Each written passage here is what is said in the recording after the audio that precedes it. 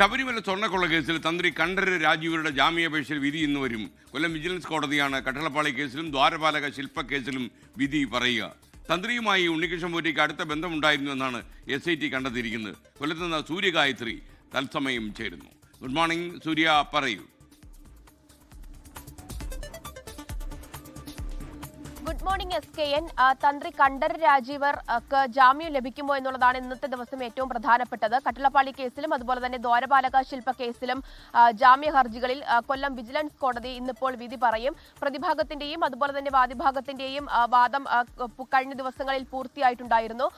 ഇതുമായി ബന്ധപ്പെട്ട എന്തായാലും പ്രതിഭാഗത്തിന്റെ പ്രധാന വാദം എന്ന് പറയുന്നത് ഈ ഭരണകാര്യങ്ങളിൽ ഒരു തരത്തിലും ശബരിമലയെ സംബന്ധിച്ചിടത്തോളം തന്ത്രി ഇടപെട്ടിട്ടില്ല എന്നുള്ളത് തന്നെയാണ്.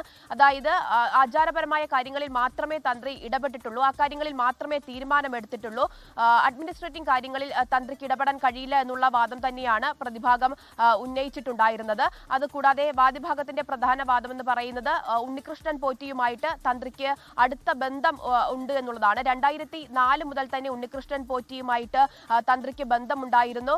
അതുകൊണ്ട് തന്നെ സ്വർണ്ണക്കൊള്ളയുമായി ബന്ധപ്പെട്ട് ഉണ്ണികൃഷ്ണൻ പോറ്റി എടുത്തിട്ടുള്ള തീരുമാനങ്ങളിൽ അതിൽ തന്ത്രിയുടെ മൗനാനുവാദം ഉണ്ടായിരുന്നു എന്നുള്ളതാണ് പ്രോസിക്യൂഷൻ ഉയർത്തുന്ന വാദം. പക്ഷേ അതിന്റെ എതിർവാദം പ്രതിഭാഗത്തിന്റെ ഭാഗത്ത് നിന്നും ഉണ്ടാവുകയാണ്. അത്തരത്തിൽ അടുത്ത ബന്ധം ഉണ്ടായിരുന്നെങ്കിൽ എന്തിനാണ് കീഴ്ശാന്തിയുടെ പരികർമ്മിയായിട്ട് നിർത്തിയത് എന്നുള്ള മറുചോദ്യം പ്രതിഭാഗത്തിന്റെ ഭാഗത്തു നിന്നും ഉണ്ടായിരുന്നു. എന്തായാലും തന്ത്രിയുടെ ജാമ്യ ഹർജികളെ എതിർത്തുകൊണ്ടുള്ള റിപ്പോർട്ട് SIT കൊല്ലം വിജിലൻസ് കോടതിയിൽ സമർപ്പിച്ചിട്ടുണ്ടായിരുന്നു. അതിൽ കഴിഞ്ഞ ദിവസം ഏറ്റവും പ്രധാനപ്പെട്ടത് ഈ കോടതിയിൽ നടന്നൊരു സംഭവം, അത് ഈ തന്ത്രിയുടെയും അതുപോലെ തന്നെ കുടുംബാംഗങ്ങളുടെയും സാമ്പത്തിക ഇടപാടുകൾ സംബന്ധിച്ചുള്ള കൂടുതൽ തെളിവുകൾ പ്രോസിക്യൂഷൻ കോടതിയിൽ സമർപ്പിച്ചിരുന്നു എന്നുള്ളത് തന്നെയാണ്. അതായത് ആദായ നികുതി വെട്ടിപ്പ് നടത്തിയിട്ടുണ്ട് എന്നത് സൂചിപ്പിക്കുന്ന തെളിവുകളാണ് നൽകിയിട്ടുണ്ടായിരുന്നത്. ഭാര്യയുടെ പേരിലും അതുപോലെ തന്നെ തന്ത്രിയുടെ പേരിലും കൂടുതൽ നിക്ഷേപം ഉണ്ടായിരുന്നു എന്നുള്ള തെളിവുകൾ സമർപ്പിച്ചിട്ടുണ്ട്. അങ്ങനെയെങ്കിൽ എങ്ങനെയാണ് ഈ നിക്ഷേപം ഉണ്ടായത്?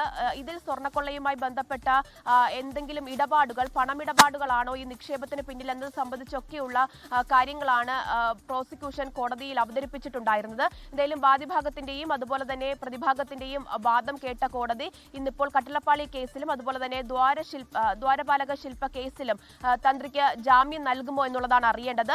കൊല്ലം വിജിലൻസ് കോടതി ജാമ്യം നിഷേധിക്കുകയാണെങ്കിൽ ഹൈക്കോടതിയെ സമീപിക്കാനാണ് നിലവിൽ തന്ത്രി കണ്ഠരര് രാജീവരുടെ തീരുമാനം എന്നുള്ളതാണ് മനസ്സിലാക്കുന്നത്. SKN. Okay, thank you Suryagayathri.